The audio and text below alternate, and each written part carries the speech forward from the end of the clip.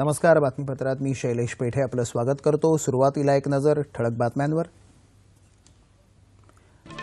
प्रत्येक स्तरावर अधिकारांना एवढंच महत्त्व कर्तव्यांनाही दिलं जायला हवं. मन की बातमध्ये पंतप्रधान नरेंद्र मोदी यांचं प्रतिपादन. आनंदानं उत्साहात परीक्षेला सामोरं जा. परीक्षेच्या दडपणाखाली असलेल्या विद्यार्थी पालकांना तणावमुक्ततेचा पंतप्रधानांचा मंत्र. पारदर्शक आणि भ्रष्टाचारमुक्त कारभार करूनच भाजपा आगामी निवडणुकांमध्ये आपली ताकद दाखवेल. मुख्यमंत्र्यांचा हल्लाबोल. मतभेद असूनही शिवसेनेनं राज्यात सत्तेत सहभागी असणं आक्षेपार्ह. शरद पवार यांची भाजपा शिवसेनेवर टीका.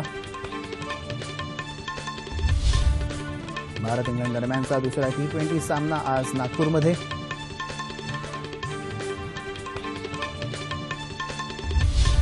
आणि ऑस्ट्रेलियन खुल्या टेनिस स्पर्धेत आज नदाल फेडरर यांच्या जेतेपदासाठी लढत. मिश्र दुहेरीत मात्र सानिया पराभूत. पाहूया सविस्तर वृत्त. 26 जानेवारी अर्थात प्रजासत्ताक दिन आपण भारतवासियांनी सर्वत्र उत्साहानं आणि आनंदात साजरा केला. भारताची राज्यघटना, नागरिकांचं कर्तव्य, अधिकार आणि लोकशाहीसाठीची आपली कटिबद्धता याची हा सण आठवण करून देतो. मात्र नागरिकांचे हक्क आणि कर्तव्य या संदर्भात जितकी चर्चा व्हायला हवी तेवढी अजूनही होत नाही. प्रत्येक स्तरावर जेवढं महत्त्व अधिकारांना दिलं जातं तितकं महत्त्व कर्तव्यांनाही दिलं जायला हवं. तरच अधिकार आणि कर्तव्य या दोन रुळांवर भारताच्या लोकशाहीची गाडी वेगानं मार्गक्रमण करू शकते, असा विश्वास पंतप्रधान नरेंद्र मोदी यांनी व्यक्त केला. मन की बातच्या कार्यक्रमाच्या 28व्या आवृत्तीत ते आज बोलत होते. वर्षाच्या सुरुवातीचे 4 महिने परीक्षेचा हंगाम असतो, त्यामुळे त्यांनी यावेळी त्यांच्या मन की बातचं केंद्रही विद्यार्थी, परीक्षा, शिक्षक, पालक हेच होतं. आपल्या देशात परीक्षा म्हणजे जणू उत्सवच असतो. त्यामुळे आपण जसं आनंदानं आणि उत्साहानं उत्सवाला सामोरं जातो तसंच परीक्षांना सामोरं जा. त्यामुळे आपल्यातलं जे सर्वोत्तम आहे त्याला बाहेर येण्यासाठी आपोआप वाट मिळते. या काळात शेजारी पाजारी कुटुंबियांमध्ये उत्सवाचं वातावरण असेल तर परीक्षेच्या दडपणातून मुक्तता मिळते, असा सल्लाही पंतप्रधानांनी विद्यार्थ्यांना दिला. शिक्षण परीक्षा केंद्रित झालं असल्याची खंतही पंतप्रधानांनी यावेळी व्यक्त केली. गुणांना जास्त महत्त्व मिळाल्यामुळे स्पर्धा वाढली आहे. मात्र इतरांची स्पर्धा करण्यापेक्षा स्वतःशी स्पर्धेचा मार्ग अनुसरा, असा सल्लाही त्यांनी दिला. विद्यार्थ्यांनी परीक्षेत कॉपी करण्यापासून परावृत्त करण्यासाठीही त्यांनी मार्गदर्शन केलं. कॉपी करण्यासाठी विद्यार्थी इतके प्रकार शोधून काढतात की त्यांनी तीच सहनशीलता ही परीक्षेतल्या मुद्द्यांवर खर्च केली तर कदाचित त्यांना कॉपी करण्याची गरजही पडणार नाही, असा सल्लाही त्यांनी दिला. पालकांनी आपल्या अपेक्षा मुलांवर लादण्याबद्दल त्यांनी मत व्यक्त केलं. पालकांच्या अपेक्षा, आशा, आकांक्षांचं ओझं या दप्तरापेक्षा जास्त असतं, असंही ते म्हणाले. कामात कितीही व्यग्र असलो तरी मुलांसाठी वेळ काढा, असा सल्ला त्यांनी पालकांना दिला.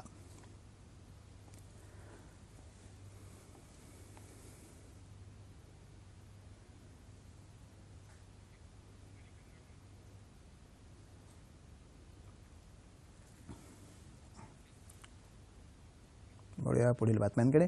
महापालिका निवडणुकांसाठी भाजपानं जागांचं नव्हे तर पारदर्शकतेचा आग्रह धरला होता. मात्र शिवसेनेला तो न पटल्यानं युती तुटली, असा आरोप मुख्यमंत्री देवेंद्र फडणवीस यांनी काल केला.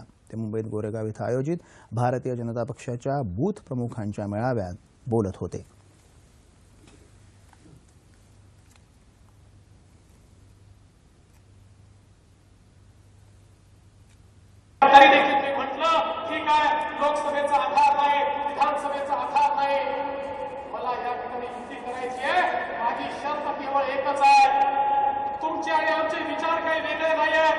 तुमच्या विचाराची आमची फारकत नाही आहे. आमची फारकत तुमच्या आचाराची आहे. तुमच्या विचारात आणि आचारात फरक आहे. आम्हाला आचारामध्ये परिवर्तन हवं आहे. आणि म्हणून त्या ठिकाणी मी सांगितलं, युती करायची असेल 2, 4, 5 जागा इकडे तिकडे चालतील, पण या ठिकाणी अजेंडा पारदर्शितेचा असला पाहिजे. पारदर्शी प्रामाणिकतेनं ही महानगरपालिका चालली पाहिजे. तेवढ्या एका अजेंड्यावर या ठिकाणी युती झाली पाहिजे. आपण मुख्यमंत्री म्हणून पारदर्शक कारभार करत आहोत, असंही ते म्हणाले. आम्ही सेनेला जास्त जागा द्यायलाही तयार होतो. मात्र युती तोडण्याचा निर्णय सेनेनं आधीच घेतला होता, असंही मुख्यमंत्री म्हणाले. मुंबईत गरिबांना घरं देऊ तसंच सर्व प्रकारच्या प्रवासासाठी एक तिकीट योजना सुरू करण्याचं आश्वासन मुख्यमंत्र्यांनी यावेळी दिलं. मुंबईच्या विकासाकरता भाजपा कटिबद्ध असल्याचंही ते यावेळी म्हणाले. सर्वधर्मीयांना सोबत घेऊन भाजपाला मुंबई आणि महाराष्ट्राचा विकास करायचा आहे. जे बरोबर येणार नाही त्यांच्याशिवाय परिवर्तन घडवू, असंही मुख्यमंत्री यावेळी म्हणाले. युती टिकवण्यासाठी भाजपानं सर्वतोपरी प्रयत्न केले.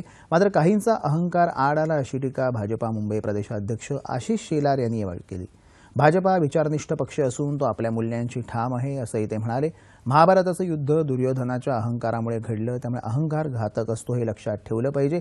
या शब्दात त्यांनी शिवसेनेवर अप्रत्यक्ष टीका केली.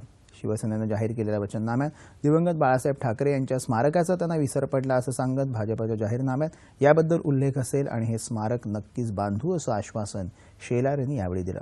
कार्यक्रमाला मुख्यमंत्री देवेंद्र फडणवीस, शिक्षण मंत्री विनोद तावडे, खासदार किरीट सोमय्या, गृहनिर्माण मंत्री प्रकाश मेहता आदी मान्यवर उपस्थित होते.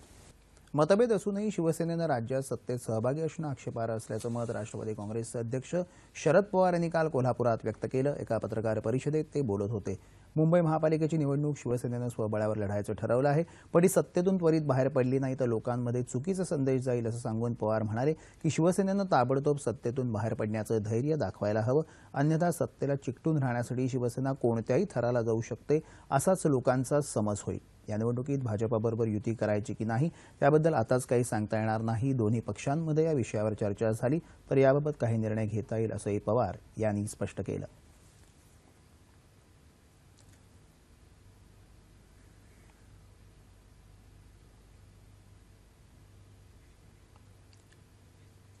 सन 2017-18 या आर्थिक वर्षासाठीचा केंद्रीय अर्थसंकल्प बुधवारी 1 फेब्रुवारीला संसदेत सादर होणार आहे. या अर्थसंकल्पाच्या अनुषंगानं वृत्त विभाग, मुंबई दूरदर्शन सादर करणार आहे एक विशेष कार्यक्रम.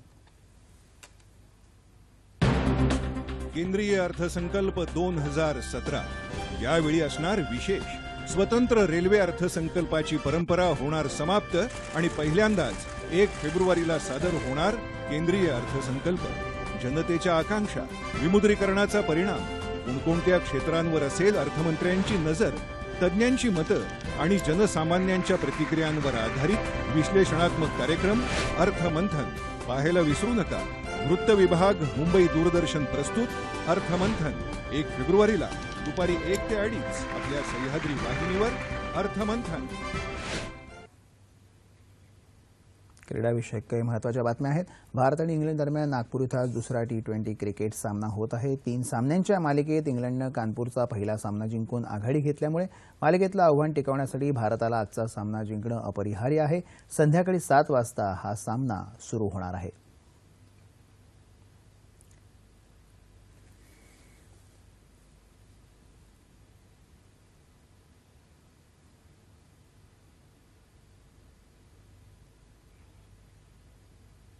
टेनिस. ऑस्ट्रेलियन खुल्या टेनिस स्पर्धेत पुरुष एकेरीत रॉजर फेडरर आणि राफेल नदाल या पारंपरिक प्रतिस्पर्ध्यांमध्ये अजिंक्यपदासाठी लढत होईल. अटीतटीच्या उपांत्य लढतीत नदालनं दिमित्रोव याचा पराभव करून अंतिम फेरीत प्रवेश केला.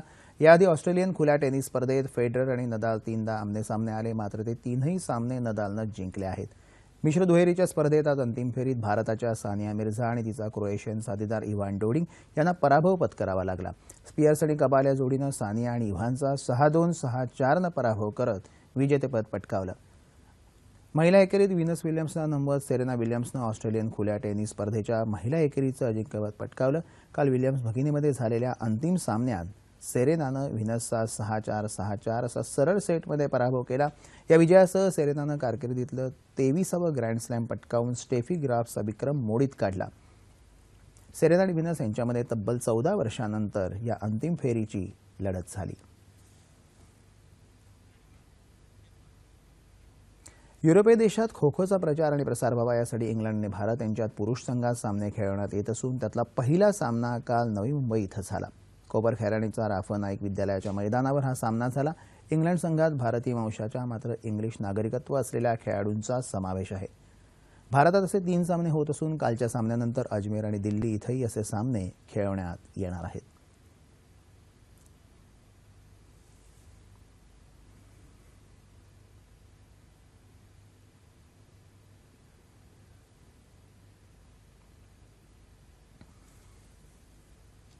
पुण्याची 31वी आंतरराष्ट्रीय मॅरेथॉन आज उत्साहात पार पडली. नेहमीप्रमाणे या मॅरेथॉनमध्येही परदेशी धावपटूंनी आपलं स्थान कायम ठेवलं.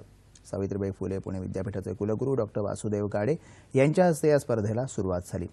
स्पर्धेत पुणेकरांचा मात्र पुरेसा प्रतिसाद मिळाला नाही. 42 किलोमीटर, 21 किलोमीटर, अर्ध मॅरेथॉन, हौशी धावपटू, अपंग धावपटू अशा प्रकारात झालेल्या स्पर्धेवर केनियाच्या धावपटूंचं वर्चस्व राहिलं. 42 किलोमीटर स्पर्धा केनियाच्या सायमन किरोईनं, 42 किलोमीटरची स्पर्धा केनियाच्याच फिलिप किंगनंही जिंकली आहे.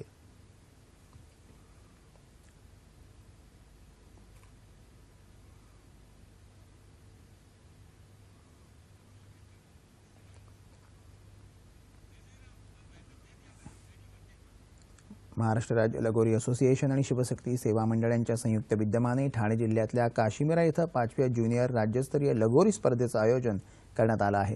18 वर्षांखालील मुलांचे 18 आणि मुलींचे 8 संघ या स्पर्धेत सहभागी झाले आहेत. स्पर्धेच्या उद्घाटन प्रसंगी काल मुंबईतल्या भारतीय क्रीडा प्राधिकरणातील कुस्तीचे प्रशिक्षक जगमाल सिंग, आंतरराष्ट्रीय धावपटू संदर्भ शेट्टी आणि श्रेया कोलगे आदी उपस्थित होते.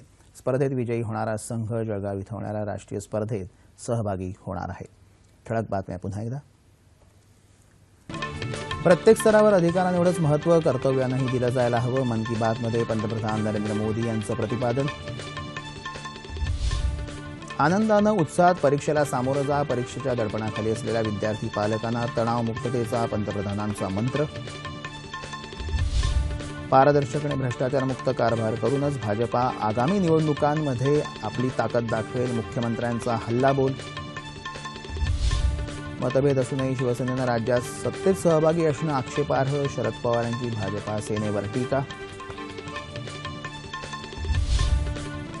भारत इंग्लंड दरम्यानचा दुसरा T20 सामना आज नागपुरात.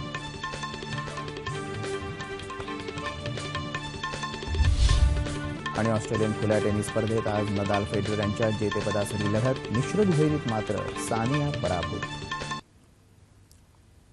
याबरोबरच हे बातमीपत्र संपलं. पुन्हा भेटूया दुपारी 2:30 वाजता सह्याद्री वाहिनीवर. नमस्कार.